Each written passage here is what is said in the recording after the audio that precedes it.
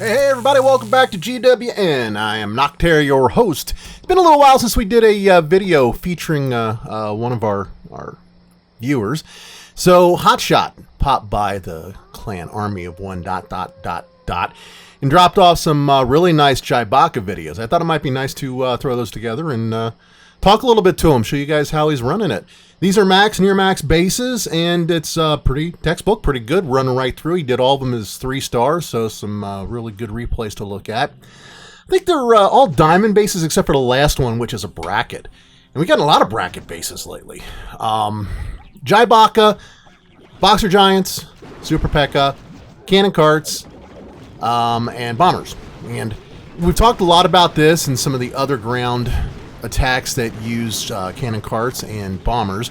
2 key things: send in your bombers to bust down the walls, send in those boxer giants to tank for everybody, and then form up a nice offensive line behind them with your cannon carts to do mass destruction. Now, where GiBoCCa differs from GiBoCCa is that it includes a Super P.E.K.K.A in place of a camp of, I mean, it can be either cannon carts or boxer giants. I think it usually ends up being boxer giants. Just kind of depends on your personal preference. Some people will actually just take one camp of cannon carts instead. But what you want to do is kind of aim that Super P.E.K.K.A at the giant cannon. The object here is for the giant cannon to lock on the super cannon, or on the Super P.E.K.K.A, on the Super P.E.K.K.A, and not end up sending that cannonball through your cannon carts. And it works sometimes, sometimes it doesn't. It just, you know, the defenses tend to be a little bit finicky at times, but when it does, you end up with a really good solid high 2-star, and sometimes even a 3-star. Even when it doesn't, sometimes it works out. Just kind of depends on how those cannon carts line up behind your boxer giants. And you can see that in each one of these replays as HotShot works his way through. What's your approach vector?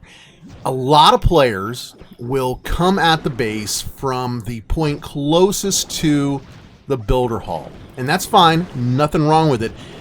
But more often than not, if you do that, you're only going to get the 2-star. If you want to get the 3-star, and this works with these max base, I mean, here we've got an example of a max base. Even the walls are maxed on this particular base. If you want to get the 3-star, more often than not, you're going to have to come from the far end. And the reason for that is that a lot of these bases have kind of limited defenses around the builder hall, just enough to hopefully slow down your troops and maybe even stop them from making it all the way in. Whereas you've got that small amount around the builder hall, you've got that huge area with all kinds of defenses and junk buildings more towards the front. So whereas you're protecting the builder hall directly, and you've got junk buildings to slow things down so a defense can work on them on the outside of that, that other section is really the heavy defensive area. And you want to plow through that heavy defensive area when you're at your strongest. That's why these attacks work as well as they do, as well as you're seeing in these replays, to pull in the 3 stars. If you come from the other direction, like I said, from the side closest to the builder hall, by the time you get through those last bit of defenses around the builder hall and the next section starts to work on you, your forces have been depleted. I mean, you don't have your battle machine, you don't have the Super P.E.K.K.A, the giants have kind of fizzled out a little bit, and your cannon carts aren't nearly as protected. And that's the way that this attack tends to run. Likewise, a lot of these bases, take this one for example, this one that's up for the Great. They've got multiple aprons outside the main compartment of the base, at the core of the base. And those individual aprons will not only slow down your troops, but they redirect them. And that's the biggest problem with a lot of these diamond bases, is the way that your troops are redirected around the base and down the sides. Now, obviously, you can send in your bombers, and if you were to send them in at the top, they would start taking out these walls. But when you're dealing with high-level walls, level 7, level 8 walls, and you've got enough of them up there, like in this case, you've got 3 layers to cut through to get into the juicy center of the lollipop, the Tootsie Pop, you're not going to be able to keep your bombers alive long enough. See, this base has the right at the very top there, it has the multi-mortar. And that multi-mortar would be able to launch against your bombers and take them out in one volley if you came from the top of the base. Now, something like this might work out just fine with another strategy that we've featured here quite a bit, and that would be drop Mitch or Schwimmy. I've had a number of replays from Sajed on that one. It's one of his favorites. And you could come from the top of the base and hit that multi-mortar pretty quick if you did that. But, you know, again, it really comes down to your personal preferences. Which ones do you prefer? Now, this base here we've got coming up from you is a sidewinder base. But if you think about it, it's just the same thing as any other diamond base. It's just flipped on its side. Maybe a little bit stretched out, but nonetheless, it's just a standard diamond base. And at the top, you're going to have multiple aprons. At the bottom, you're going to have maybe one apron. At the top, you're going to have the builder hall with all of its key defenses around it. At the bottom, you're going to have all the other defenses you want to plow through and so forth. All the same kinds of concepts are going to apply. The most important thing in GiBoCCa is to make sure that you're able to form up the offensive line behind the tanks. You want your cannon carts to be behind the tanks. If you can do that, then you're going to survive. And I mean, really, that's what it comes down mostly. I mean, look at this one. You got the Super P.E.K.K.A has attracted the giant cannon. She has attracted the roaster. And along the way, the cannon carts are able to plow all the way through the base, right down to the very end of the attack. You had, well, 6 of them until one gets sprung out with a spring trap. But nonetheless, 5 managed to survive. That is so much firepower to have at the end of an attack. It's just ridiculous. I mean, absolutely redonkulous, guys. Beauty of this attack, reason why it's one of the strongest ones out there for ground. The second most being, or the other, not even second most, being Big Bart. Between the two of them, you can master these attacks, boy. You're gonna be knocking it out of the park.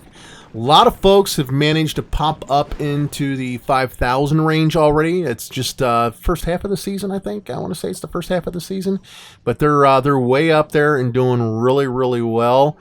I think a lot of players have kind of backed off on the builder base, and we'll talk about that in another video about whether or not the builder base is really cranking still. Many players, including the ones that you see in these replays, have managed to max all of their defenses and are just working on walls. So as they work on walls to get those done, when they finally finish them, I think a lot of them are dropping off. I don't think they're as active anymore. I know I'm not. I mean, you can see from when I bring up my opening and my closer on this, I've only got around 4,000 trophies. And that's because I'm just not really playing the builder base. I played it during this last clan games we had because it was a builder games. But other than that, honestly, my time is focused on the home village and trying to get all that stuff. And I think a lot of people are doing that. Clan War Leagues are keeping a lot of players busy as well, redirecting their attention toward building their base and their offense to where it's able to take on Clan War Leagues more effectively. So a little bit less competition going on right now on the builder base. And that's a good thing because it means not only can you get a little bit further along, which means a little more loot, but it really gives you an opportunity to practice more without basically getting in one of these horrible losing streaks because you go up against one of these top-level players that just absolutely, kills when he gets into the builder base. I think it's going to be interesting. When they finally do release Builder Hall 9 for us, and a lot of these players come back and start playing it a little more actively, everybody's going to be really pleased. Is some of these people come back and say, oh man, I just can't seem to play this anymore. I know that's how I've been feeling lately as I get in there and start playing. It takes a good, I'll say maybe 25 or 30 attacks to start to kind of get back into the gist of it and really start running with it again. So there you go. That's some more GiBoCCa. Shout out to HotShot. Thanks a lot for the videos. Anybody else got videos you want to send up? Feel free to pop over to armyof1. The link down below gives you the clan tag. Thanks for sticking around to the end, and I will catch y'all later. Keep on clashing. Bye-bye.